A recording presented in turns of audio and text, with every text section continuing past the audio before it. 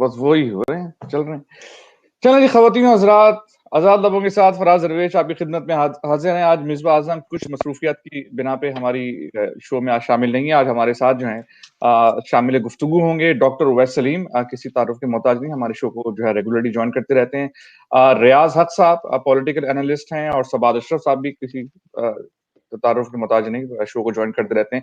آج جو ہم بات کریں گے، عمران خان صاحب کے 2.5 سال مکمل ہو گئے، یعنی کہتے ہیں نا مکمل 2.5 سال عمران خان کے مکمل ہو گئے. ان 2.5 سالوں میں کیا ہوا کیا نہیں ہوا، اس کے اوپر گفتگو کریں گے. اگر سینٹ کے الیکشن ڈسکا میں کیا ہو رہا ہے اور وہ ساری جو چیزیں ہیں اس میں اگر آپ نے گفتگو سننی ہے اور جانچنا ہے کہ کیا ہو رہا ہے، تو اس کے لیے رضا رومی صاحب کے اور مرتضیٰ سولنگی کے شو پورے ہفتے ہوتے رہے، اور میرے خیال سے شاید آج بھی شو ہوئے.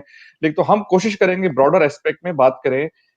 پاکستان میں 2.5 سال میں خان صاحب کی جو ٹینیور ہے وہ اب آدھا ہو گیا ہے، یعنی کہ اب 50% ٹینیور خان صاحب پورا کر چکے ہیں. تو اس میں کیا چیزیں صحیح ہوئیں، اچھی ہوئیں، کیا چیزیں غلط ہوئیں، اس کے اوپر گفتگو کریں گے. اور کسی بھی ملک کی جو فنڈامنٹلز کو اگر دیکھیں تو اس کی جو چند چیزیں جو بالکل ہی فنڈامنٹل ہیں، وہ اس کی اکانومی، معیشت، اس کی فورن پالیسی، اس کی داخلہ پالیسی، اور اس کے بعد پھر اسی سے پھر انہی کے اندر پھر آپ کی ایجوکیشن اور وہ باقی چیزیں بھی آ جاتی ہیں. تو ہم ان سب چیزوں پہ گفتگو کریں گے. تو براڈر ایسپیکٹ میں سب سے پہلے جو میں ٹچ کروں گا وہ ہے معیشت. تو ڈاکٹر اویس سلیم میں آپ سے سٹارٹ کرتا ہوں. معیشت کا جو پہیہ ہے، اچھا ایک تو جو اعداد و شمار دیکھیں تو اس میں تو نیچے گئی ہے، حالات برے ہوئے ہیں. ابھی ایک چیز یہ ہوئی ہے جی، ٹیکسٹائل کی اپنی گروتھ بڑھی ہے. کہتے ہیں جی ہمارا جو ڈیفیسٹ ہے وہ کم ہوا ہے. اس کی لوگ کہتے ہیں وجوہات یہ ہیں کہ جی امپورٹ جو ہے وہ ہم نے کرنا کم کیے ہیں کووڈ کے سلسلے میں، تو اس وقت کی وجہ سے ڈیفیسٹ آپ کا جو ہے کچھ بہتر ہو گیا ہے. تو یہ سب چیزیں آ رہی ہیں اعداد و شمار. لیکن جو عام آدمی کی جو بات ہے، جو کہ میں اپنے فون پہ اس سے پہلے لگا ہوا تھا، اور بڑے جو کاروباری جو کچھ چند حضرات ہیں ان سے جب بات ہوتی ہے تو وہ تو کوئی اچھی نوید نہیں سناتے. وہ تو بتاتے ہیں کہ جی بہت حالات خراب ہیں، بہت لے آفس ہو رہے ہیں، دبا کے لے آفس ہوئے ہیں، مزدور کے پاس کام اس طرح سے نہیں ہے. تو اوور ٹو یو. بہت شکریہ فراز، اور جو باقی ہمارے دوست ہیں سواد صاحب اور ریاض صاحب، ان کو بھی خوش آمدید.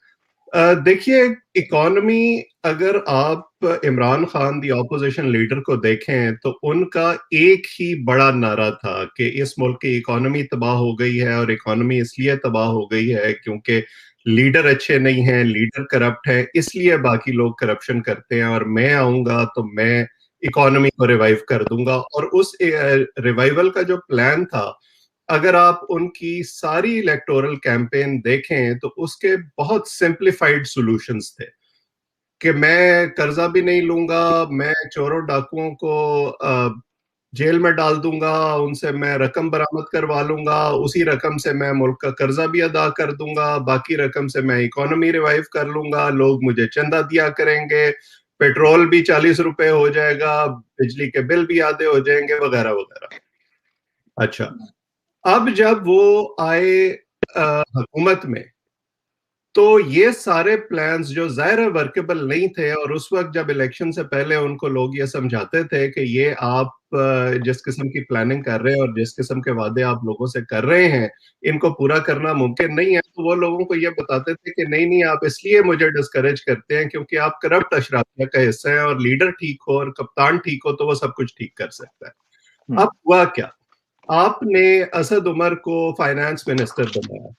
اسد عمر کے جو شروع کے چند اقدامات تھے، میں بائی ٹریننگ اکانومسٹ نہیں ہوں، لیکن جتنا ہم دیکھتے ہیں یا لوگوں سے بات کرتے ہیں جو اس میدان کے ایکسپرٹ ہیں، جو انہوں نے تھوڑا بہت کارٹلز پر ہاتھ ڈالنے کی کوشش کی، جو شوگر انڈسٹری کے ساتھ انہوں نے سبسڈی کو تھوڑا سا ریورٹ کرنے کی کوشش کی، فوراً جو وہ کارٹلز تھے جن کے شولڈرز پر چڑھ کر آپ حکومت میں پہنچے ہیں، اور وہ اس وقت بھی عمران خان کی کابینہ میں اہم عہدوں پر فائز ہیں، وہ گینگ اپ ہو گئے، اور فوراً آپ نے 6 مہینے کے اندر اندر اسد عمر کو نکال دیا. اور آپ جو ٹرائیڈ اینڈ ٹیسٹڈ ماڈل تھا 70 سال کا، جس کو آپ اتنے سال، جس کو آپ اپنی 22 سال کی جدوجہد کہتے ہیں، کرٹیسائز کرتے رہے تھے، آپ فوراً اس ماڈل پر واپس چلے گئے. آپ نے وہ ساری چیزیں کی، آپ نے قرضہ بھی لیا، آپ نے یوٹیلیٹیز کی قیمتیں بھی بڑھائیں، آپ نے انڈائریکٹ ٹیکسز بھی بڑھائے، جن کا بوجھ عوام پر تو پڑ رہا ہے، لیکن جن کارٹلز کو آپ کو ٹیک آن کرنا تھا جو اسٹرکچرل چینجز کرنے تھے وہ آپ نہیں کر پائے, اور ایسے لگتا ہے کہ آپ ان کے ہاتھوں اس وقت بے بس ہو چکے ہیں. اور جو بات آپ نے پہلے کی تھی کہ ان کے آس پاس جس قسم کے لوگ موجود ہیں, میں بہت یہ آرگومنٹ سنتا ہوں کہ وہ خود تو بہت کچھ کرنا چاہتے ہیں لیکن ان کے آس پاس کے لوگ ان کو کچھ نہیں کرنے دیتے. یہ اسی طرح کی جو ہے وہ آرگومنٹ ہے جو ہم اپنے گلیوں محلوں میں سنتے ہیں کہ ہمارا لڑکا تو بہت اچھا ہے لیکن محلے کے باقی لڑکے بہت برے ہیں, انہوں نے اس کو خراب کر دیا. آپ کی ٹیم جو ہے وہ آپ کی ہینڈ پکڈ ہے, آپ ان کی پرفارمنس کو ڈیفینڈ کرتے ہیں. جب نام آتا ہے خسرو بختیار کا یا ان کے بھائی کا یا جہانگیر ترین کا شوگر انڈسٹری میں, تو ان کے خلاف اس طرح کی کارروائی نہیں ہوتی جس طرح کی باقی جو اپوزیشن میں لوگ ہیں ان کے خلاف ہوتے ہیں. جب آئی پی پیز میں ندیم بابر کا نام آتا ہے تو آپ ان کو ڈیفینڈ کرتے ہیں. جب آٹے میں پنجاب کے سی ایم کا نام آتا ہے تو آپ ان کو ڈیفینڈ کرتے ہیں. سو یہ تمام وہ چیزیں ہیں جن کی وجہ سے, اگر میں بات کو مختصر کروں تو جو ہمیں الیکشن سے پہلے یہ بتایا جاتا تھا کہ کپتان آئے گا تو وہ سب کو ٹھیک کر لے گا, اب ایسا لگتا ہے کہ ان سب نے مل کر کپتان کو ٹھیک کر لیا ہے. اور اس کا نتیجہ یہ نکلا ہے ان 2 سالوں میں. میں نے جب ان کے حکومت کے 2 سال پورے ہوئے تھے تو میں نے اکانومی پر ایک تھریڈ کیا تھا, اگر میں مختصر آپ کو اس کے چنیدہ نکات بتا سکوں. 2018 میں ہماری جب یہ حکومت آئی تو ہمارا جو گروتھ ریٹ تھا وہ 5.8% تھا, جو 2019 میں ایک سال کے اندر نوز ڈائیو کر کے 1% ہو گیا تھا. اور یہ اب سارا کچھ کووڈ پر ڈالنے کی کوشش کر رہے ہیں, لیکن یہ جو ڈاؤن سلائیڈ ہے یہ کووڈ سے پہلے شروع ہو چکی تھی. اور یہ ورلڈ بینک کے فگرز میں آپ کو دے رہا ہوں, یہ میڈ اپ فگرز نہیں ہیں. اور لاسٹ ٹائم جب آپ کی گروتھ ریٹ 1% تھی وہ 1997 میں تھی, یعنی. اور اسی طرح اگر آپ انفلیشن کی بات کریں تو ڈبل ڈیجٹس میں لاسٹ ٹائم آپ کی انفلیشن جو تھی وہ 1999 میں تھی جب مشرف نے ٹیک اوور کیا تھا. سو ایک لحاظ سے آپ مہنگائی کے حوالے سے اور عام آدمی پر بوجھ پڑنے کے حوالے سے اور ملکی خزانے کی اس وقت جو صورتحال ہے گروتھ کی, اس کے حوالے سے آپ تقریباً 2 دہائیاں پیچھے جا کر کھڑے ہو گئے ہیں. اور اسی کا لاجیکل جو امپیکٹ ہے وہ عوام کو فیس کرنا پڑ رہا ہے. امیر تر ہو رہا ہے, غریب تر ہو رہا ہے. اور خان صاحب جو ہے وہ لوگوں کو یہ نوید سنا رہے ہیں کہ نہیں ایک دن سب کچھ ٹھیک ہو جائے گا. گھبرانا نہیں ہے. 20 سال میں تو ٹھیک نہیں ہوا, اب دیکھتے ہیں کہ جس معجزے کا وہ انتظار کر رہے ہیں وہ کب ہوتا ہے. اچھا, اس میں یہ بھی ایک چیز ہوئی کہ وہ 90 دن کے اندر جو ہے دودھ کی نہریں بہہ سکتی ہیں اور معاملات صحیح ہو سکتے ہیں, وہ سب چیزیں ہم نے سنی اور سب کچھ ہو جائے گا. اور ریاض میں آپ کی طرف آتا ہوں, اس کے بعد وہ شبر زیدی صاحب جو ہے وہ بھی کوئی ریفارم نہیں کر سکے, بلکہ وہ چھوڑ کے بھاگ گئے اور وہ اب انٹرویو دے رہے ہیں ادھر ادھر, اور وہ بتا رہے ہیں کہ بھائی میں کس طرح کچھ نہیں کر سکا, اسٹرکچرل معاملات ایسے ہیں یہاں پر اندر تک جو ہے کرپشن ہے, اس کو صحیح میں نہیں کر سکا, لہٰذا میں نے ریزائن کر دیا اور میں الگ ہو گیا. تو ریاض صاحب, یہ آپ نے ڈاکٹر اویس سلیم کی بات سنی, تو یہ جو اکانومی کے جو معاملات ہیں جس میں مطلب جو لوگوں سے جو بات کرنے, کاروباری طبقے سے اور ایون کے اچھے جو فارماسیوٹیکل کے امپلائیز ہو گئے, عام جو مزدور ہیں, ان سے اگر بات چیت ہو تو وہ تو واقعی اس وقت جو ہے بہت برا بھلا کہہ رہے ہیں اور بہت نالاں ہیں, بہت ناراض ہیں. اصل میں اس میں کانٹیکسٹ بڑا ضروری ہے کہ کن حالات میں یہ الیکشن جیت کے آئے تھے. پہلی بات تو یہ ہے کہ پاکستان کو اس وقت بیلنس آف پیمنٹس کا کرائسس تھا جو ان کو فیس کرنا پڑا فوراً آتے ہی. تقریباً 5 سال کے عرصے میں ایکسپورٹس بالکل فلیٹ رہیں پاکستان کی ان سے پہلے جب, اور جو امپورٹس ہیں ان میں بے انتہا اضافہ ہوا, تو اس کی وجہ سے بیلنس آف پیمنٹس کا کرائسس ہوا. اچھا, ایک جو سولوشن بیلنس آف پیمنٹس کے کرائسس کا انہوں نے ڈھونڈا, اور یہ عام طور پہ یہ ہوتا ہے جب IMF آتی ہے, جب بھی آپ اس کو بیل آؤٹ مانگتے ہیں تو وہ کہتی ہے کہ تمہاری کرنسی جو اوور ویلیوڈ ہے اور تمہاری ایکسپورٹس ڈاؤن ہیں اور اس کو تم کمپیٹیٹیو نہیں ہو دنیا میں. تو انہوں نے کافی بڑا ڈی ویلیویشن کیا. ڈی ویلیویشن ایکچولی آلریڈی پہلے شروع ہو گیا تھا ایون بفور عمران خان ٹوک اوور, لیکن جب بھی ڈی ویلیویشن ہوتا ہے, خاص طور پہ اتنا بڑا ڈی ویلیویشن جو پاکستانی کرنسی کا ہوا, اس کے نتیجے میں انفلیشن جو ہے وہ بالکل آٹومیٹک ہے. جب بھی آپ کرنسی کی قیمت جو ہے وہ آدھی کر دیں گے اپنی تو چیزیں مہنگی ہو جائیں گی. آپ کی جو امپورٹس ہیں وہ مہنگی ہو جائیں گی, انرجی مہنگی ہو جائے گی, اور فرٹیلائزر مہنگا ہو جائے گا. اس طرح کی چیزیں جن کا پورے اکانومی پہ ہر چیز پہ اثر ہوتا ہے, کیونکہ ٹرانسپورٹیشن وغیرہ اس سے افیکٹ ہوتی ہے. پھر اس کے بعد ابھی یہ اس سے ڈیل کر ہی رہے تھے, آئی ایم ایف سے ان کی ڈیل ہو گئی تھی. اس کے فوراً بعد پھر یہ کووڈ-19 کا مسئلہ شروع ہو گیا, جس سے پوری دنیا کی اکانومی جو ہے, گلوبل اکانومی, اب ہمارے جو پڑوسی ہیں ان کی بہت بری حالت ہے. انڈیا کی اکانومی جو ہے وہ تو کہتے ہیں کہ تقریباً ڈبل ڈیجٹس میں شرنک کر رہی ہے. بنگلہ دیش کی اکانومی بھی شرنک کر رہی ہے. تو ان حالات میں اگر آپ دیکھیں تو انہوں نے اچھی طرح میرے خیال میں ہینڈل کر لیا ہے اس کو. اب جو اسٹیبلائزیشن فیز میں ہے اکانومی, اور اب آپ دیکھیں دو سیکٹرز خاص طور پہ جو لیڈ کر رہے ہیں ریکوری کو اس وقت, ان میں پہلا تو کنسٹرکشن ہے. اور آپ اس کی جو انڈیکیٹر یہ ہے کہ سیمنٹ کی جو سیلز ہیں وہ بہت بڑھ گئی ہیں, تقریباً 4.5 to 5 million tons a month جو ہے وہ اس وقت سیمنٹ کے ڈسپیچز ہو رہے ہیں.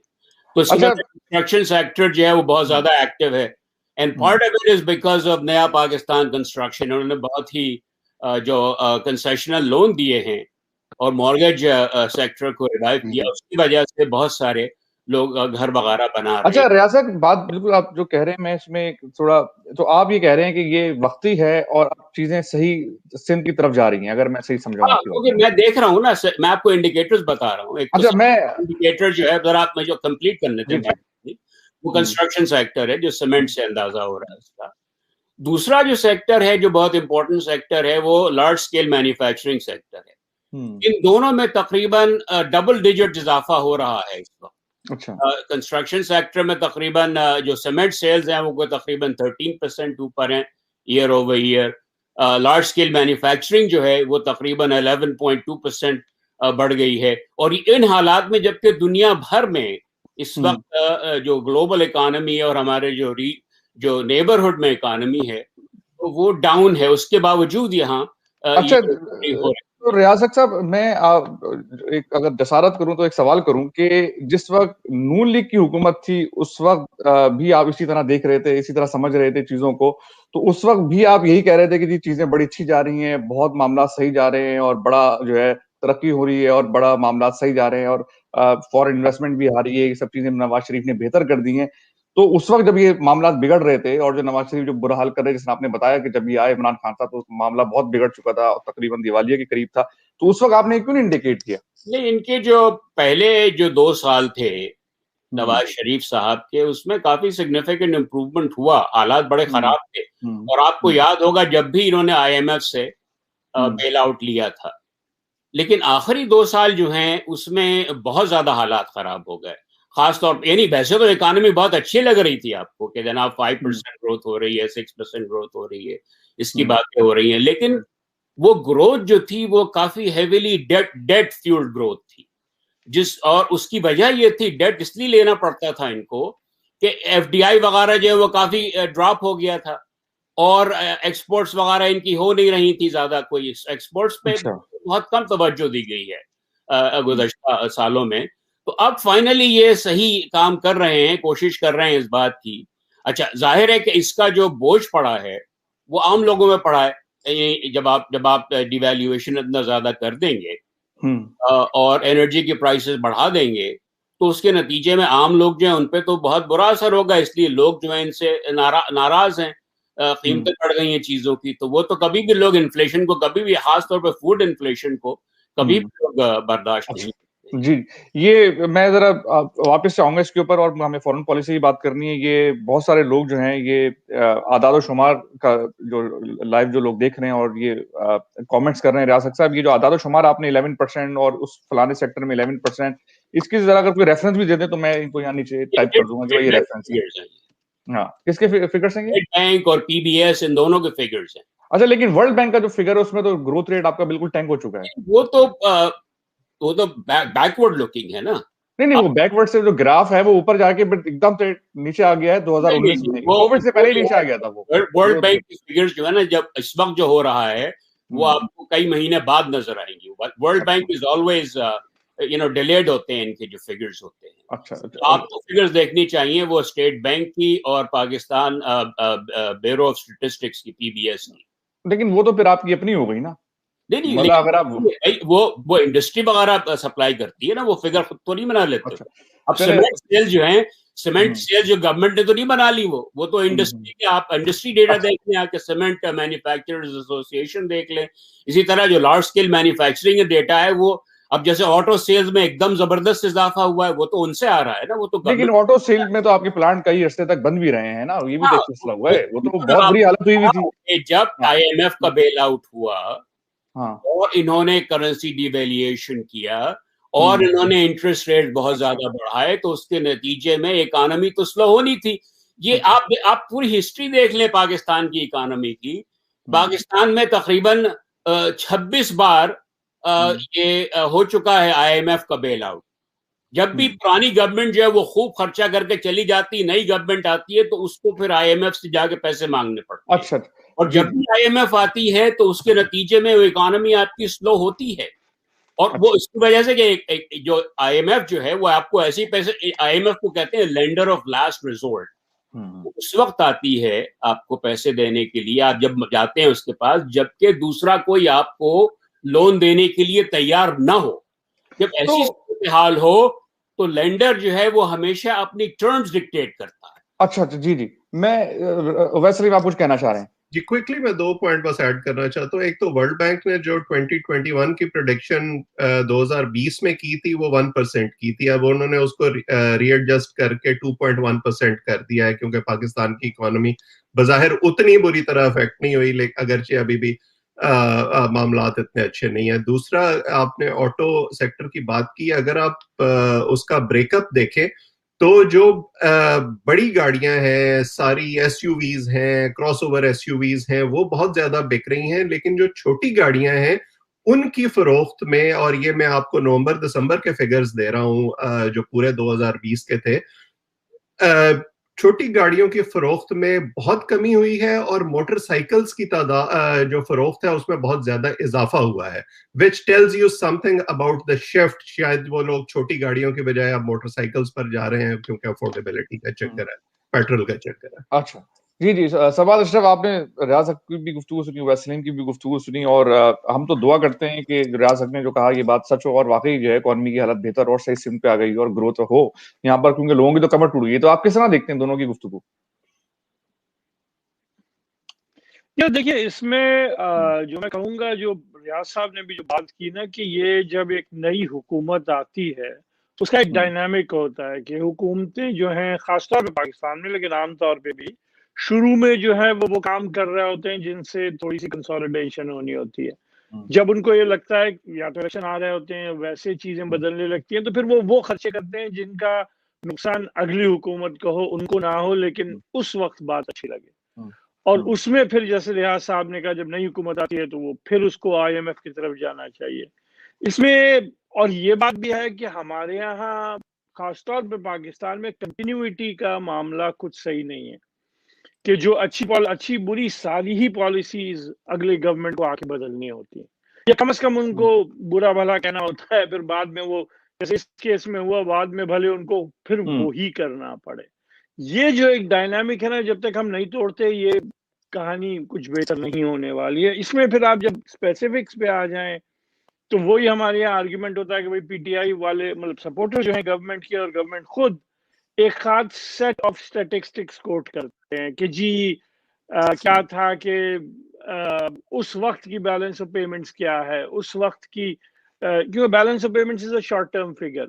लेकिन जैसे अवैध साहब ने कहा, भाई जो लोग क्रिटिक्स हैं वो कहते हैं भाई GDP का क्या होगा, ग्रोथ रेट का क्या होगा, वो चीजें नीचे आई हैं. तो ये जो एक चीजें, और फिर आवाम की जिंदगी में जो बेसिक गुड्स की कीमतें हैं, शक्कर, आटा, तेल, एनर्जी, उन चीजों का असर भी होता है.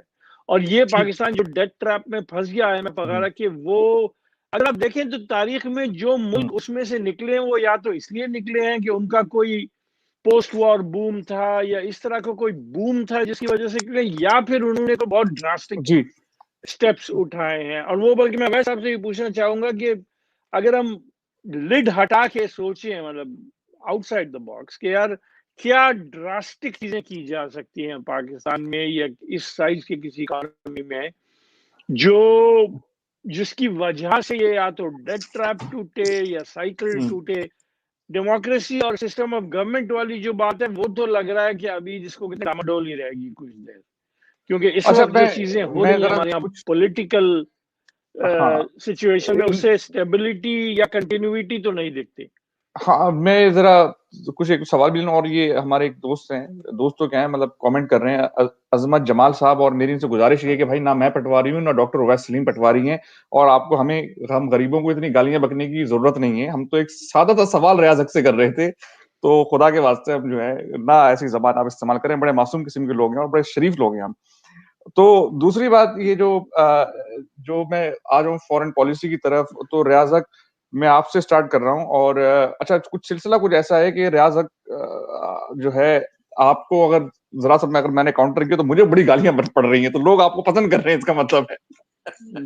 तो वो पटवारी नहीं है इस वक्त देखने में। हाँ, मतलब मुझ पे पटवारी होने के फतवे लग रहे हैं, तो लेकिन बड़ी इंटरेस्टिंग, और आपके जो इंडियन चाहने वाले हैं वो आपको उसी तरह से आपसे मोहब्बत का इजहार कर रहे हैं।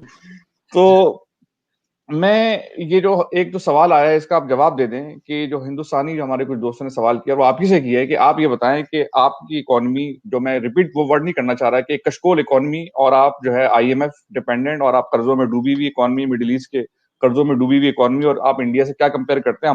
हम इस तरह ना कर्जों में डूबे हुए हैं, ना किसी भी डिपेंडेंट है, ना हम कशकोल लेके खड़े हुए। तो सर इसको जरा काउंटर कर दें। नहीं, ये बात तो सही है कि पाकिस्तान जो है उसका रिकॉर्ड बड़ा खराब है इस सिलसिले में। IMF के पास जितना मेरे ख्याल में सिर्फ अर्जेंटीना जो है वो पाकिस्तान से ज्यादा गया है IMF के पास। पाकिस्तान इज प्रोबेबली नंबर 2 और number 3 in terms of number of times के जिसने बेल आउट सीक किया है। और उसकी वजह बहुत बुनियादी है कि जो स्ट्रक्चरल इश्यूज है ना हमारे, अब एक चीज जो है जिन मुल्कों ने बहुत ज्यादा तेजी से तरक्की की है, जैसे चीन है या साउथ कोरिया है या मलेशिया है, इन मुल्कों ने एक खास बात ये की कि बहुत ज्यादा एक्सपोर्ट्स के ऊपर फोकस किया। और जब इन्होंने एक्सपोर्ट्स अपनी बहुत बढ़ाई तो उसके नतीजे में इतना फॉरेन एक्सचेंज इन्होंने कमाना शुरू कर दिया कि इनको फिर किसी के पास जाके कर्जा मांगने की जरूरत नहीं थी। एक बार इनको मसला हुआ था, आपको याद होगा, जो एशियन डेट क्राइसिस कहलाता है 1990s में, कि जब इनको ये मसला हुआ था और उसके बाद से इन्होंने इतना ज्यादा एक्यूमुलेट करना शुरू कर दिया फॉरेन एक्सचेंज, उसके बाद से फिर इनको IMF के पास जाने की जरूरत नहीं पड़ी। तो एक तो ये मसला है। दूसरे ये है कि पाकिस्तान में इंटरनल सबसे बड़ा जो एक मसला है इस वक्त वो एनर्जी का है। अब ये जो इतने सारे जो प्लांट्स हमने लगा लिए हैं, जरूरत थी इलेक्ट्रिसिटी की, लेकिन जो कॉन्ट्रैक्ट्स हैं IPP के साथ वो इतने खराब हैं, उसमें बड़े मैसिव कैपेसिटी चार्जेस हैं। सिर्फ कैपेसिटी के आप कुछ बिजली प्रोड्यूस करें या ना करें, अगर आप कैपेसिटी मेंटेन कर रहे हैं उसकी, तो गवर्नमेंट उसको पैसे देने पड़ते हैं गवर्नमेंट को उसके, जो बड़े 1990s में ये बहुत सारे जो खराब कॉन्ट्रैक्ट्स। तो रियासत मुझे बताइए ना, एक्सपोर्ट पे क्यों नहीं हमने तवज्जो दी? मतलब क्यों नहीं दी? मतलब इतने अरसे से 70-72 साल हो गए मुल्क को बने हुए, हम जो है अमेरिका के एलाई भी रहे, हम चीन के भी एलाई हैं, ये दोनों के दोनों दुनिया की सुपर पावर बन चुके हैं, और हम इनके दोनों के एलाई होके, बल्कि हम इन दोनों की दोस्ती कराने में हमारा कलीदी किरदार हमने अदा किया, फिर भी जो है हम पीछे के पीछे रह गए। अगर आप 1960s का डेटा देखें ना, तो पाकिस्तान की जो मैन्युफैक्चर्ड एक्सपोर्ट्स थी उस वक्त, वो ये जो जितने एशियन टाइगर्स हैं ना, Taiwan, south Korea, Malaysia, Thailand, सबसे मिला के ज्यादा थी पाकिस्तान की उस वक्त। तो फिर तो और शर्म की बात है। और उसके बाद डिक्लाइन शुरू हुआ। होता यह है कि जो गवर्नमेंट्स जो आती हैं वो डोमेस्टिक इकोनॉमी पे बहुत ज्यादा उनको फिक्र होती है कि भाई किसी तरह लोगों को लगे कि अंदर खुशहाली है। ये नहीं सोचते कि मुल्क के लॉन्ग टर्म इंटरेस्ट में ये है कि एक्सपोर्ट्स को इतना ज्यादा प्रमोट किया जाए کہ آپ کو کبھی بھی فورن ایکسچینج ڈالرز کی کمی محسوس نہ ہو, اس کے بعد پھر آپ خرید سکتے ہیں چیزیں جو چاہیں. اب چین نے اس قدر ویسٹ اماؤنٹس آف ایکسپورٹس کی ہیں کہ انہوں نے اتنا زیادہ جمع کر لیا ہے جو ریزروز ہیں اپنے, کہ وہ دنیا بھر کی مدد کر رہے ہیں اس کے, نہ صرف اپنے لوگوں کی بلکہ دنیا بھر کی مدد کر رہے ہیں. تو اس طرح کے اسٹرکچرل چینجز کی ضرورت ہے پالیسیز میں کہ آپ ایکسپورٹس کو بہت زیادہ پروموٹ کریں, ان کو انسینٹیو نہیں کیا نا, یہ تو بالکل بیڑا غرق کر دیا. یعنی کہ 72 سالوں سے, اور شرم کی بات ہے کہ آپ آگے تھے اور آپ پیچھے ہو گئے, یعنی کہ آپ کو ریورس گیٹ لگ گیا ایک طرح سے دیکھا جائے. باقی تائیوان اور ساؤتھ کوریا آپ سے آگے نکل گئے نا. پاکستان کی ایکسپورٹس کا دی اونلی ٹائم کہ اس کا بینڈ ہوا ہے اپ, یہ کرو وہ مشرف کے دوران میں وقت میں تھا. تقریباً 2000 سے 2008 تک اگر آپ پورا کرو دیکھیں گزشتہ 50 سال کا, تو دی اونلی ٹائم دا کرو went up in terms of GDP, in terms of exports as a percent of GDP, that was during Musharraf period. اس کے علاوہ جو ہے وہ, لیکن وہ تو ریاست امریکہ سے پیسہ آ رہا تھا نا, وار آن ٹیرر میں آپ ان کے اتحادی بنے ہوئے تھے, دبا کے پیسہ آ رہا تھا. مشرف کے دور میں یہ پیسہ آ رہا تھا, لیکن پھر بھی ایکسپورٹس میں کافی اضافہ کیا انہوں نے. اچھا, لیکن کچھ نہیں ہوا نا, پیپلز پارٹی حکومت تبدیل ہوئی. جی عبید سلیم صاحب آپ کچھ کہنا چاہ رہے ہیں, پھر میں اگلے ٹاپک پہ آنا چاہوں گا. جی تھی کہ پیرس کلب سے آپ کے قرضے ریشیڈیول ہو رہے تھے, آپ کو ٹیرف انسینٹیوز مل رہے تھے یورپین یونین سے, بہت ساری چیزیں ہو رہی تھیں جو وہ تو آپ کو ابھی مل رہے ہیں, ڈائریکٹلی ٹائڈ اپ تھیں. اس وقت جو آپ کا وارن ٹیرر تھا اس کے ساتھ وہ ڈائریکٹ انسینٹیوز اٹیچ تھے ایک طرح سے. ہاں بالکل, مینجمنٹ بھی بہت ضروری ہوتا ہے. ایکسپورٹ جو ہے صرف اس سے نہیں ہوتی کہ آپ کو کتنے پیسے کتنے دے دیے, لیکن ریاض حق صاحب یہ دیکھیں نا, آپ کو انڈسٹریل بیس بلڈ کرنا پڑتا ہے, اس کو پروموٹ کرنا پڑتا ہے, فورن مارکیٹ ڈھونڈنی پڑتی ہیں, وہ ذرا زیادہ کمپلیکیٹڈ کام. تو نہیں کیا نا, مشرف صاحب نے کر دیتے. انہوں نے نہ انرجی میں صحیح سے انویسٹ کیا, نہ انہوں نے جو ہے صحیح سے انفراسٹرکچر بنایا. 8 سال کے دوران پاکستان کی ایکسپورٹس میں بہت زبردست اضافہ ہوا, انڈسٹریل پروڈکشن میں بھی بہت زبردست. آپ اگر یونیڈو کو فگر دیکھیں کہ United Nation Industrial Development Organization ہے, وہ بتاتی ہے per capita manufactured value added کتنا ہے مختلف ملکوں کا. تو صرف مشرف کے زمانے میں وہ per capita manufacturing value added بڑھا, اس کے بعد سے پھر ڈکلائن ہو رہا. اچھا میں فورن پالیسی بنگلہ دیش جو ہے نا, اس نے آپ کو کہاں پیچھے چھوڑ دیا ہے بالکل. اچھا, میں ڈاکٹر عبید سلیم اب آپ سے فورن پالیسی اور فورن افیئرس کی طرف ہم آ جاتے ہیں. عمران خان صاحب جب آئے تھے تو واقعی اب ایسا لگا تھا کہ جی کہ ٹرمپ صاحب سے بہت اچھی کیمسٹری ملتی ہے, اور عمران خان صاحب امریکہ بھی آیا تو بہت بڑا ان کو یہاں کی جو اوورسیز پاکستانی کمیونٹی ہے اس بہت بڑا انہوں نے جلسہ کیا ایک طرح سے سمجھ لیں آپ ڈی سی میں, اور کہا جا رہا تھا کہ جی عمران خان صاحب آ گئے ہیں تو جو مڈل ایسٹ کے جو لوگ ہیں, جو بادشاہ ہیں, وہ بھی ان کی بڑی رسپیکٹ کرتے ہیں. انٹرنیشنل عمران خان صاحب کی بڑی اسٹرانگ اسٹینڈنگ ہے. تو مجھے ذرا کچھ ایجوکیٹ کیجیے گا, کیونکہ مجھے جو اسٹینڈنگ ہے وہ نظر آئی, وہ سب چیزیں تو ہوئی. اس کے بعد آپ نے مڈل ایسٹ کا جو ڈیزاسٹر دیکھا کہ مڈل ایسٹ میں کس طرح کا ڈیزاسٹر ہوا. ٹرمپ صاحب سے کیمسٹری تو بہت اچھی ملی, لیکن کشمیر میں جو معاملہ ہوا کہ مودی صاحب کو ہم انتہا پسند کہتے رہے, انہوں نے انتہا پسندی کو فروغ بھی دیا انڈیا کے اندر, لیکن کشمیر میں جو انہوں نے کیا اس کے اوپر دنیا خاموش رہی. دنیا نے باتیں تو کی لیکن کیا کچھ نہیں. اب ہم ایک امید لے کے بیٹھے ہوئے ہیں کہ اب جو ہے بائیڈن صاحب آ کے کچھ کر دیں گے, تو مجھے نہیں لگتا کہ بائیڈن صاحب بھی کچھ کریں گے. تو یہ فورن پالیسی کو آپ کس طرح دیکھتے ہیں کہ 2.5 سال میں کس طرح چلی ہے؟ فراز دیکھیے, بات یہ ہے کہ جب آپ پرسنل کیرزما کی بنیاد پر کوئی بھی چیز کرنے کی کوشش کریں گے نا, تو اس کا وہ دیر پا ہو نہیں سکتی. اب آپ کو یاد ہوگا ابھی مشرف کی بات ہو رہی تھی, مشرف کے زمانے میں ہم کتنا سنتے تھے کہ بش کے ساتھ بھی ان کی ایک پرسنل ایکویشن ہے, بلیئر کے ساتھ بھی ایک پرسنل ایکویشن ہے, سعودی حکمرانوں کے ساتھ بھی جو ہے وہ بڑے شیر و شکر ہوئے ہیں. لیکن اس سب کا نتیجہ کیا نکلا پاکستان کے حق میں, یا وہ تعلقات جو تھے ان کے جانے کے بعد کس نہج پر پہنچے. اب اس وقت اگر ہم دیکھیں, پاکستان ایک ایسا ملک ہے, ہم پچھلے ہفتے جیو اسٹریٹجک لوکیشن کی بات کر رہے تھے, ہماری لوکیشن بھی اہم ہے اور اس کے ساتھ جڑے جو مسائل ہیں وہ بھی اپنی جگہ ایک حقیقت ہیں. لیکن میں ہمیشہ حیران ہوتا ہوں اس بات پر کہ ایک ایسا ملک, ہم انڈیا کی تو بہت بات کرتے ہیں کہ اپنے ہمسایوں کے ساتھ اس کے کس طرح کے تعلقات ہیں, لیکن ہسٹوریکلی ہمارے اپنے ہمسایوں کے ساتھ کس طرح کے تعلقات رہے ہیں, کچھ ہمیں اس پر بھی فوکس کرنا چاہیے. ईरान के साथ हमारे ताल्लुकात हमेशा किसी न किसी हवाले से कशीदगी का शिकार रहते हैं।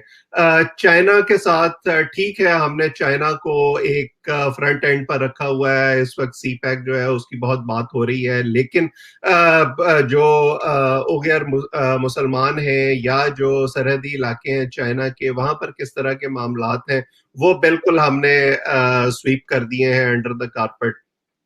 आपने खुद ही जिक्र कर दिया मिडिल ईस्ट का, सऊदी अरब के साथ कौन सोच सकता था कि इतने अरसे के जो दरीना ताल्लुकात हैं वो भी आकर इस हुकूमत में खराब हो जाएंगे। मलेशिया के साथ फॉर इंस्टेंस आपने एक सेल किया पिछले यूनाइटेड नेशंस के उसमें मीटिंग में कि हम इनके साथ बड़े अच्छे ताल्लुकात करना चाहते हैं, लेकिन वो प्राइम मिनिस्टर गए उनके, तो आपने अभी चंद दिन पहले इमरान खान साहब के एक इंटरव्यू में देख लिया कि उन्होंने कहा कि वो तो महातीर की जगह जो है वो अब एक करप्ट हुक्मरान आके बैठ गया है, सो इट मींस के वो भी जो है उन्होंने उसको ब्रैकेट कर दिया है कि इनके साथ मेरा कुछ नहीं हो सकता।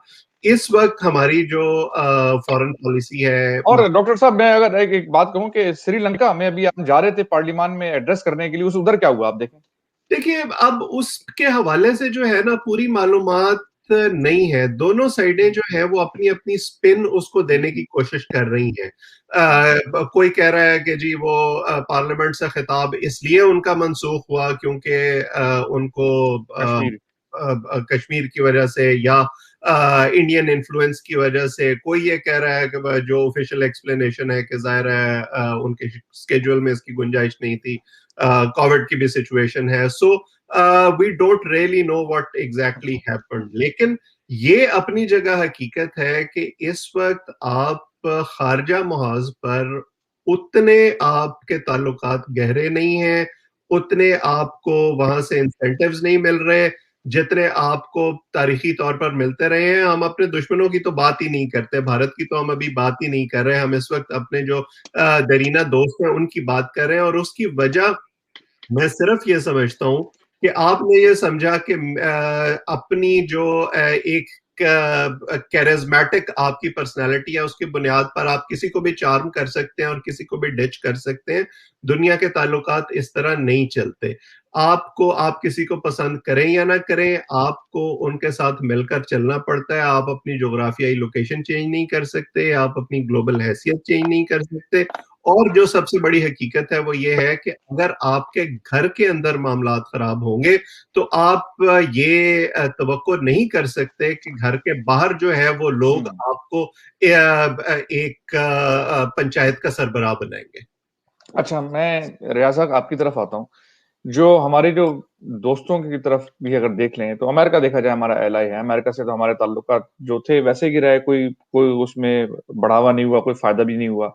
मोदी साहब ने जो कश्मीर में किया उस पर कुछ, ट्रम्प ने कुछ नहीं किया और वो उनके इन्हिसार हैं। और उसके बाद जो मिडिल ईस्ट में जो हम कहते थे कि जी अब खान साहब की बहुत बड़ी स्टैंडिंग है, तो मिडिल ईस्ट के बादशाह आए, बिन सलमान भी आए, हमारे मोहम्मद बिन जैद जो यूएई के हैं वो भी आए, लेकिन उसके बाद उनका जो रवैया पाकिस्तान की तरफ रहा और जिस तरह उन्होंने खुल के इंडिया को सपोर्ट किया, बल्कि इस हद तक चले गए कि पहली दफा सऊदी अरब इन लोगों की, इन ममालिक की तारीख में इंडिया के मिलिट्री चीफ को बुलाया गया और उसको की नोट स्पीकर बना के जो है अपनी जो डिफेंस यूनिवर्सिटीज है उसमें वो उसने जाके एड्रेस किया, जहां पर पाकिस्तानी फौजी भी पढ़ाते हैं।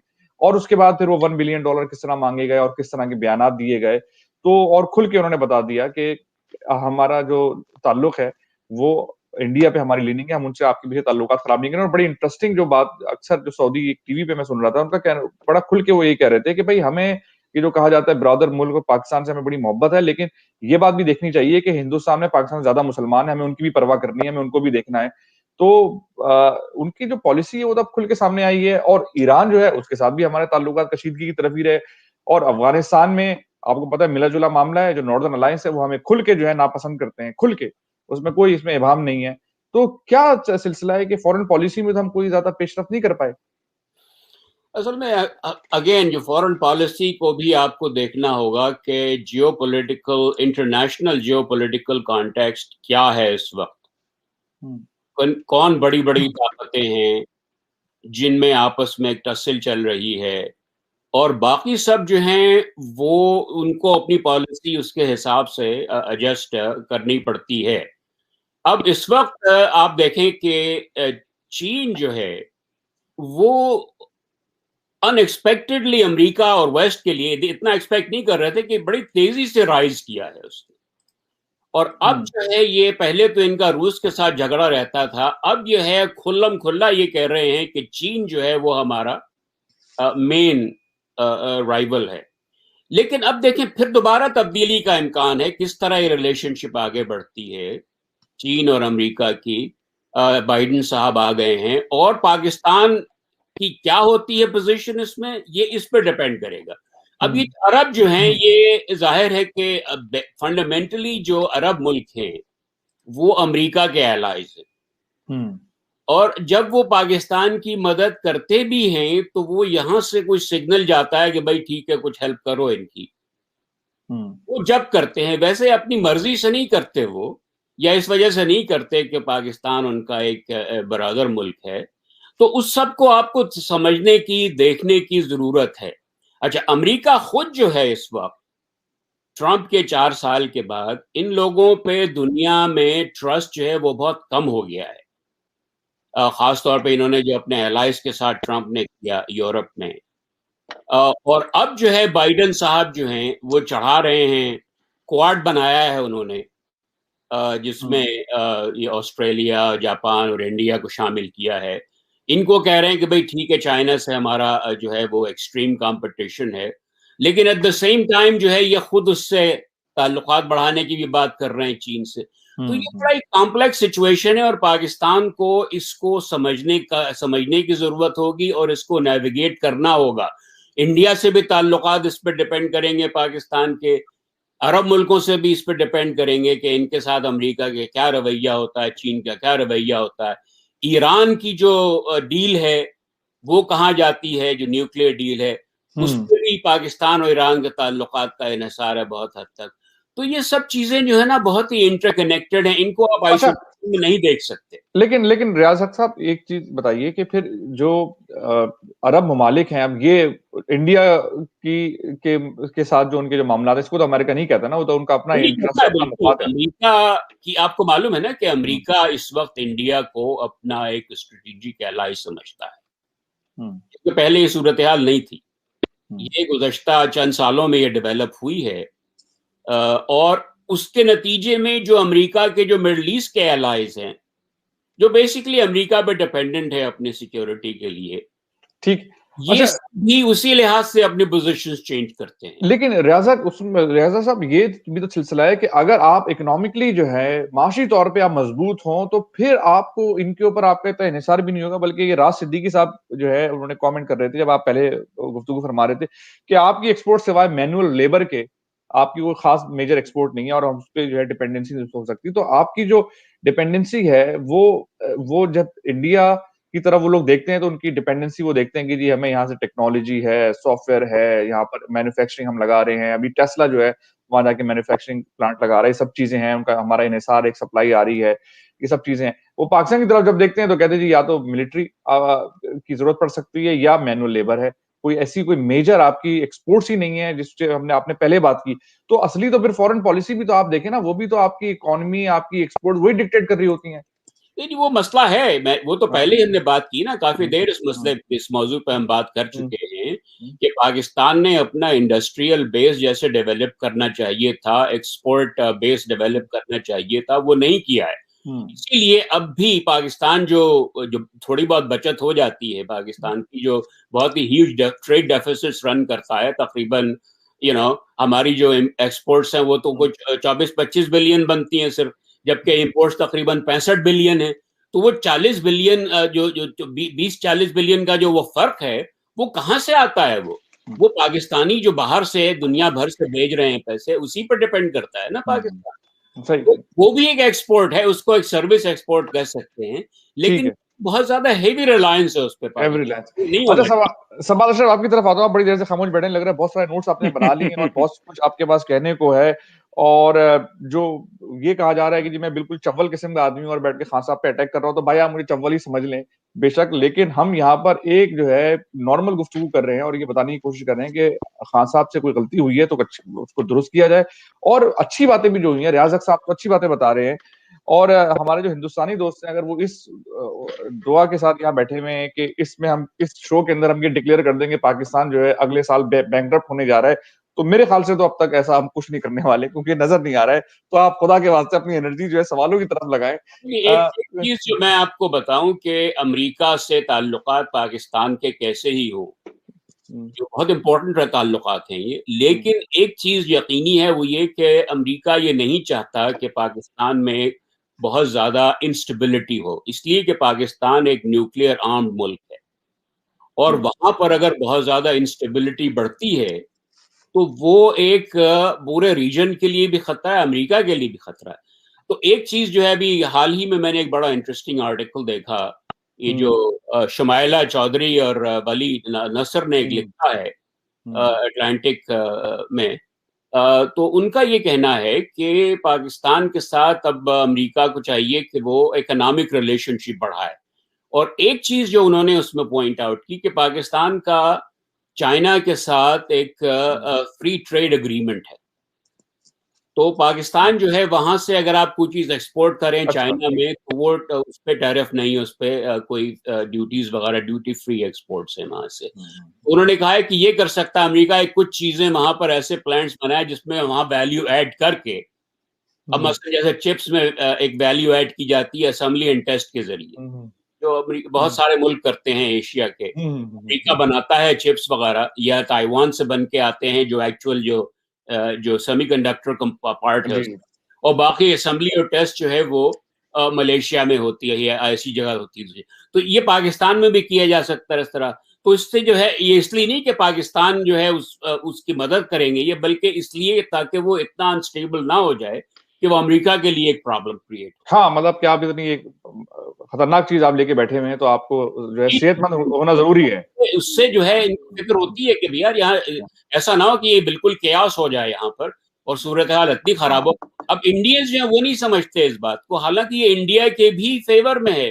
اگر پاکستان بہت زیادہ انسٹیبل ہو جاتا ہے تو یہ انڈیا کے لیے بھی اچھا نہیں ہے. جی اچھا سبات، آپ نے بہت سارے نوٹس بنا لیے ہیں سر، یہ بتائیے کہ نوٹ کیا لکھا ہوا ہے. دوسری سر یہ بات بتائیے کہ عمران خان صاحب سے کچھ جو غلطیاں ہوئی اور اچھی باتیں ہوئی ہیں دونوں کا تذکرہ کر دیں. یار دیکھیں اس میں ایکچولی یہ کہوں گا کہ جو اتنی دیر سے بات سن رہا تھا اور سیکھ بھی رہا تھا اویس صاحب سے، ریاض صاحب سے، ہم نے تو بلکہ عمران خان صاحب کا جو اثر ہے فارن پالیسی پہ اس کی تو بھی کوئی خاص بات ہی نہیں ہوئی ہے. مطلب شروع میں اویس صاحب نے کہا تھا کہ وہ پرسنالٹی بیس جو انٹریکشن تھا ٹرمپ صاحب کے ساتھ اس پہ ظاہر ہے ایک بڑا فوکس تھا، اور اس کا بڑا شور بھی کیا عمران خان صاحب نے، ان کے سپورٹرز نے.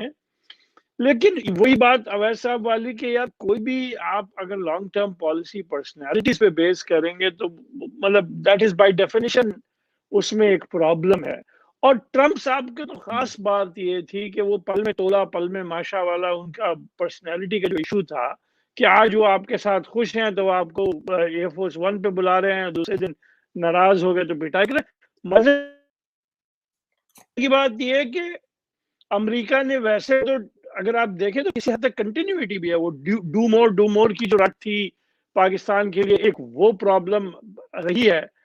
آتے اس طرف ہے، میں بھی ذرا اوپر کی بات کروں کہ بائیڈن صاحب کے آنے کی وجہ سے امیدیں ہر طرف بڑی لگ رہی ہیں لوگوں کی، فارن پالیسی میں بھی، ڈومیسٹک پالیسی میں بھی، ہر جگہ. اور بلکہ امریکہ کی اپنی ڈومیسٹک پالیسی کووڈ وغیرہ میں تو مجھے بڑی امید ہے، لیکن فارن پالیسی پہ میں اس کو اس طرح سے دیکھتا ہوں کہ this will be a return to status quo ante. اور جو عام ایک امریکہ اور پاکستان کی ریلیشن شپ ہے اس میں جیسے عادل نجم صاحب کہتے ہیں کہ دونوں ایک دوسرے کو ٹرسٹ نہیں کرتے، پہلی بات.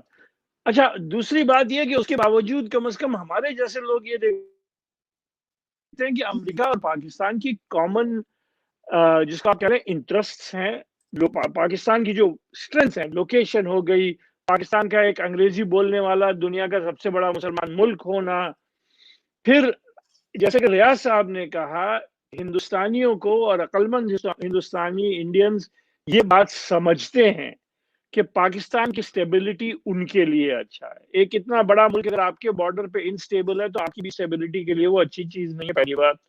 دوسری چیز پاکستان ہندوستانی مانے یا نہ مانے ان کے لیے ایک بفر سٹیٹ ہے. सेंट्रल एशिया की तरफ, दूसरी तरफ। अगर तो इसलिए पाकिस्तान की एक सर कौन सी बफर importance स्टेट है, अब कौन सा कोई जो है गौरी ने महमूद गजनवी ने अब सर, आना है, नहीं, अब वो नहीं, टाइम नहीं, नहीं निकल गौरी की गया? बात नहीं है सर। अफगानिस्तान में जो इश्यूज हो रहे हैं, वो जो एक जो मतलब सेंट्रल एशिया जो अभी भी सही तरह से अपनी करवट बैठा नहीं है, वो सारे मसाइल जो हैं, write down to the fact कि अफगानिस्तान से जो बॉर्डर डिस्प्यूट था वो पाकिस्तान ने इनहेरिट किया, इंडिया ने नहीं किया। ये सब चीजें अपनी जगह पे। वापस आते हैं कि इमरान खान साहब ने क्या किया, इस हुकूमत को क्या करना चाहिए था या क्या कर सकते थे, नहीं किया। उसमें भी मैं ये कहूंगा कि इन्होंने जो मतलब एक रीअलाइनमेंट की बात की, अगर हम बैठ के देखें सोच समझ के कि पाकिस्तान की पिछले 30-40 साल में, खासतौर पे जनरल जिया ऑनवर्ड्स, जो गल्फ मोनर्कीज हैं, और ये कहना पड़ेगा कि इस्लामिस्ट गल्फ मोनर्कीज हैं, उनकी तरफ रुझान खासा हो गया था, इकोनॉमिक रीजंस के लिए और रीजंस के लिए। सऊदी अरब, यूएई, ये सारी जो ताकतें हैं उसमें, बल्कि अगर आप गौर करें, इमरान खान साहब ने एज ऑपोजिशन लीडर, जब यमन की बात आई, सऊदी अरब प्रेशर डाल रहा था कि आप यमन में हमारे साथ खड़े हों, तो इमरान खान साहब ने एज ऑपोजिशन लीडर ही मोर और less force that issue into parliament, और फिर उसको मना किया गया। ये इमरान खान साहब की एक, जिसको आप कहना, आप कह रहे थे पॉजिटिविटी ढूंढो, ये नहीं नहीं, ये तो ऑपोजिशन की पॉजिटिविटी भाई, आने आगे नहीं, लेकिन हुकूमत में इमरान आके खान थोड़ी साहब की है ना, बात है। हाँ नहीं, लेकिन उसके बाद जो ये इनकी एक एस्पिरेशन थी, अब वो पता नहीं इमरान खान साहब की अपनी एस्पिरेशन थी कि इनके किसी एडवाइजर की थी, कि हम जो है वो मिडिल ईस्ट की मोनर्कीज से जो हमारे नॉन अरब मुस्लिम कंट्रीज हैं उनकी तरफ थोड़ा अपना रुझाव भी रखें। Malaysia, Iran, Turkey, Malaysia, Turkey, Iran, वो जो एक जिसको कहते हैं ना नॉन अरब और किसी हद तक नॉन इस्लामिस्ट ब्लॉक जो एक बन सकता है, राइट। इंडोनेशिया तो चुप बैठा रहता है, वहां पता नहीं क्या हो रहा है। अच्छा ठीक है, लेकिन उस तरफ जो रुझान था, वो एक आखिरी बात कहने दें, अब थोड़ा सा नेगेटिव भी होने दें। प्रॉब्लम उसमें यही रही है कि इमरान खान साहब ने जिस तरह वो सब कुछ करते हैं उसी तरह से ये भी किया, कि एक दिन सुबह उठ के कह दिया हम ये कर रहे हैं, दूसरे दिन फिर उसमें से पीछे हट गए और फिर आगे गए। तो उसकी वजह से अब प्रॉब्लम ये हो गई है कि वो कहते हैं ना कि खाया पिया कुछ नहीं, गिलास थोड़ा चार आने, कि फायदा भी नहीं हुआ उस ब्लॉक के बनने का ज्यादा, लेकिन ताल्लुकात भी खराब हो गए मिडिल ईस्ट से। तो ये जो एक प्रॉब्लम है ना, और इस वक्त जो पाकिस्तान में पॉलिटिकल चेंजेस हो रहे हैं, उसके दूसरी तरफ जो भी रजीम या गवर्नमेंट आएगी उसको इसको संभालना पड़ेगा। क्योंकि अगर आप एग्जाम्पल दें, मैं पीपीपी का सपोर्टर नहीं हूं, जरदारी साहब ने लास्ट जब रीबैलेंसिंग की है ना, कि ईरान से ताल्लुकात बेहतर किए, चीन से ताल्लुकात बेहतर किए, मतलब उसको आप कह लें कि जरदारी साहब ने किया या उनके दौर में हुआ, उस तरह की कोई चीज हमें मीडियम टू लॉन्ग टर्म करनी पड़ेगी। अच्छा जी, मैं आखिरी शो के आखिरी हिस्से में डॉक्टर वैसली में आपकी तरफ आता हूँ। ये कश्मीर का मामले पे जरा कुछ गुफ्तगू कर ली जाए कि कश्मीर में जो मोदी साहब ने किया, ये दुनिया ने देखा और उसके बाद कुछ नहीं हुआ, और अब ये बात कही जा रही है कि जी शायद पाकिस्तान ने भी एक हलकों ने अभी एक्सेप्ट करना शुरू कर दिया कि अब हम सिर्फ डिप्लोमेटिकली या एहतजाज कर सकते हैं, लेकिन अब ये शायद मामला ऐसे ही चलेगा। इसको इमरान खान साहब की हुकूमत ने कैसे मैनेज किया आपकी राय में? फराज देखिए, ये एक सेंसिटिव इशू है और मेरा ख्याल है कि इसको जज्बातियत के बजाय एक प्रैक्टिकल लेंस से देखना चाहिए। इमरान खान पर बहुत तनकीद की जाती है कि उन्होंने कश्मीर बेच दिया वगैरह वगैरह, लेकिन अगर आज मुस्लिम लीग नून की हुकूमत होती या पीपल्स पार्टी की हुकूमत होती या किसी भी और जमात की हुकूमत होती तो वो ज्यादा से ज्यादा क्या कर लेते। आज की दुनिया की हकीकत ये है कि चाइना और इंडिया दो बड़ी इमर्जिंग ग्लोबल इकोनॉमिक पावर्स हैं। दुनिया उनकी तरफ देख रही है, दुनिया उनके साथ ट्रेड रिलेशंस करना चाहती है, जैसे आपने पहले भी जिक्र किया। सो आपने इवन आप अमेरिका को या वेस्टर्न कंट्रीज को तो छोड़ ही दीजिए, आपने मलेशिया के अलावा किसी मुसलमान मुल्क से कश्मीर पर पाकिस्तान के मौक़िफ़ की हिमायत में कोई आवाज बोला है पाकिस्तान की हिमायत। सो ये एक ऐसी हकीकत है जिसको हम जितना जल्दी तस्लीम कर लें। हमारा प्रॉब्लम ये है कि ठीक है, हमारी कश्मीर के साथ एक जज्बाती वाबस्तगी है, but we can't punch above hour wait. ہماری خواہش جو مرضی ہو لیکن ہم گراؤنڈ ریالٹیز کو تبدیل تو نہیں کر سکتے ہم. میں یہ سمجھتا ہوں کہ ڈپلومیٹک لیول پر جو بھی بیانات جیسے یونائٹڈ نیشنز میں عمران خان نے تقریر کی یا مختلف مواقع پر وہ اس کا ذکر کرتے رہتے ہیں یا ہمارا دفتر خارجہ اس کا ذکر کرتا رہتا ہے, یہ تو ہوتا رہے گا. اور کوئی بھی حکومت ہوتی وہ شاید یہی کرتی, اس سے زیادہ کچھ نہ کر پاتی. اور اگر ہمارا یہ خیال ہے کہ جو بائیڈن کے آنے کے بعد اس میں کوئی تبدیلی آئے گی تو ان کی طرف سے بھی شاید آپ کو رسمی بیانات تو نظر آئیں لیکن اس کے آگے جا کر کوئی پریکٹیکل سٹیپس لیتے ہوئے مجھے نہ ویسٹرن پاورز نظر آتی ہیں اور پاکستان کے ہاتھ بھی بندھے ہوئے ہیں. جیسے میں نے پہلے کہا, مطلب آپ کے پاس کوئی ایسا حربہ نہیں ہے جس کو آپ استعمال کر کے خارجہ محاذ پر یا داخلی محاذ پر اس مسئلے کو حل کر سکیں. اچھا جی ریاض حق صاحب, یہی سوال آپ کی طرف, اور ذرا ایک بات کا بھی جواب دے دیجیے. ایک صاحب ہندوستانی جو ہیں شلیش چودنکڑ جو ہے ان کا نام ہے, وہ پیچھے پڑے ہوئے ہیں کہ تم لوگوں کو اگر کشمیر حل بھی ہو گیا تو تم لوگوں کی ڈاکٹرین میں ہے کوئی غزوہ ہند جو کہ ہونا ہے, جس کی وجہ سے تم لوگ ہم پہ ہندوستان سے دشمنی رکھو گے. تو اس کا بھی ذرا کچھ جواب دے دیجیے, اس پہ بڑی جو ہے کامنٹ پہ کامنٹ آ رہے ہیں.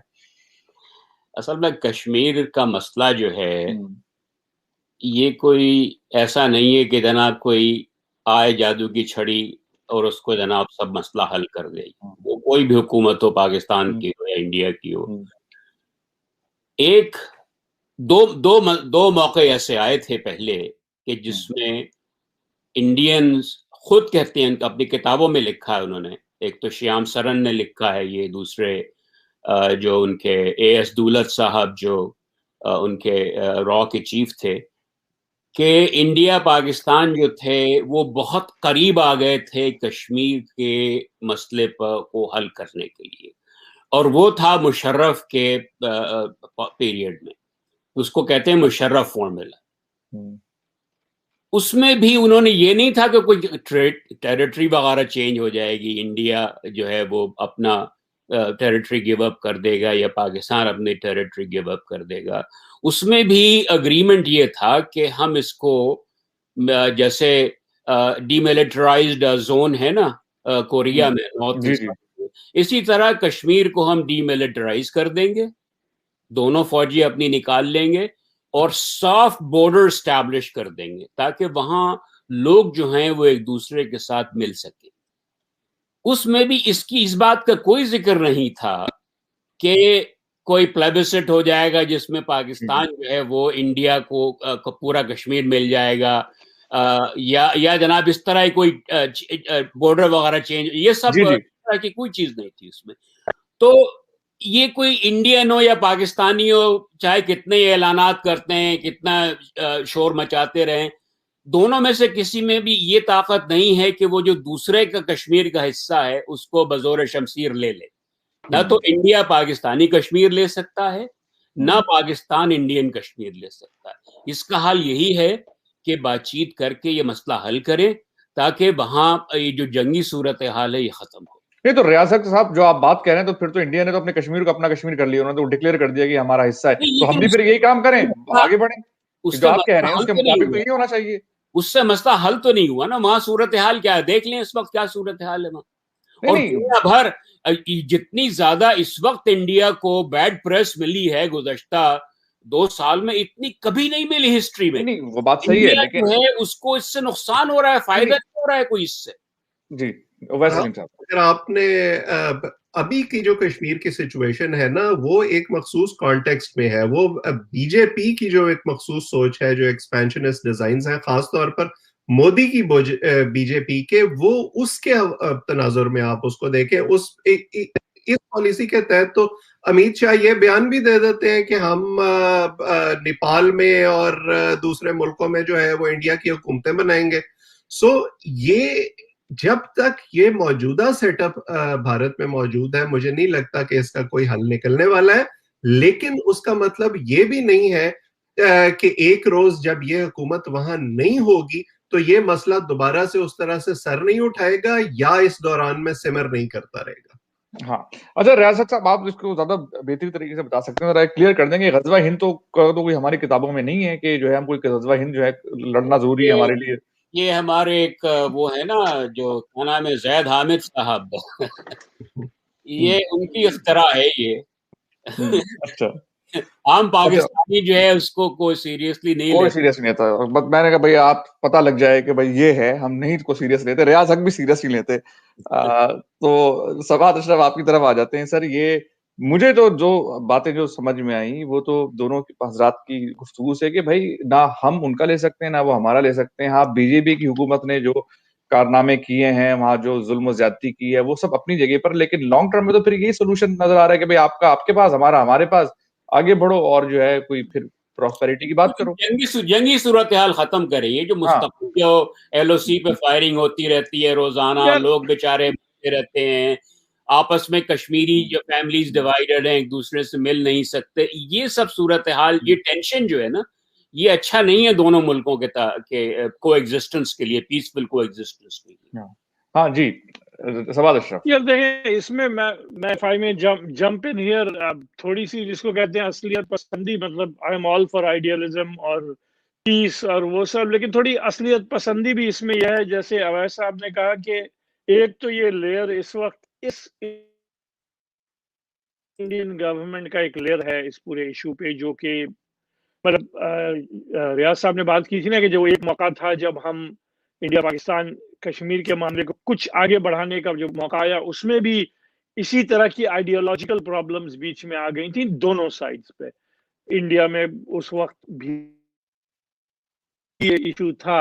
एक तो ये प्रॉब्लम है। दूसरी चीज, पर्सनली मुझे पता है कि समाद, ये आपका इंटरनेट में बड़ी एक प्रॉब्लम हो रही है, व्यू आपकी नहीं आवाज बड़ी है, कट कट लोग के आ इसको रही है। आर्ग्यू करते हैं। समाद, आप बहुत मेरी बार बार फ्रीज हो रहे आवाज हैं आप। देखिए, मैं एक आध को हाँ, यहाँ पे विंडो शिंडो, अच्छा भाई, इसलिए मैं रियाज आपसे एक सवाल ले हाँ लूं। नहीं, ये एक आध सवाल विंडो शिंडो कुछ बंद कर दे।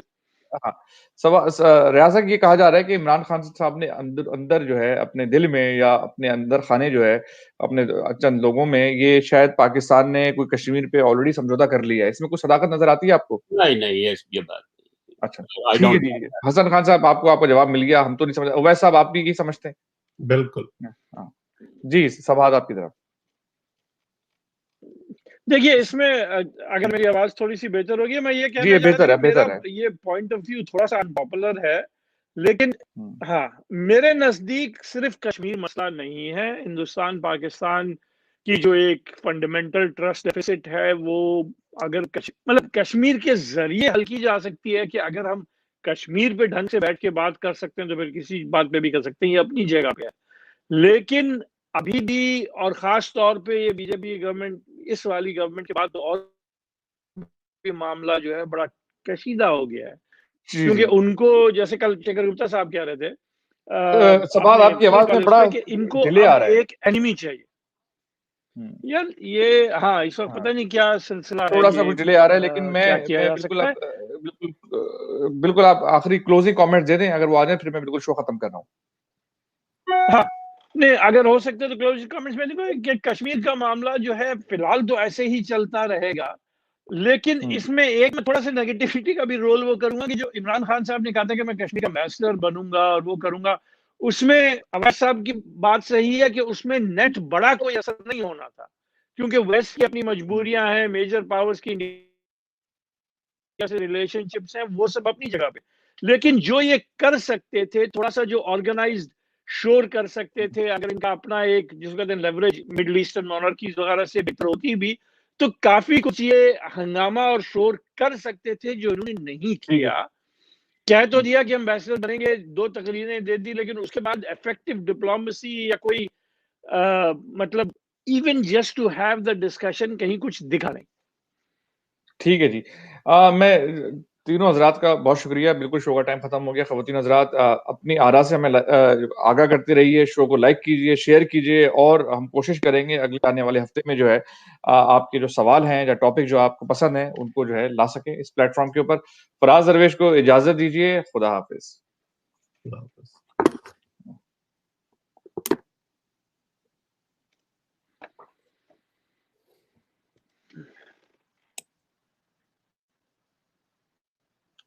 एंड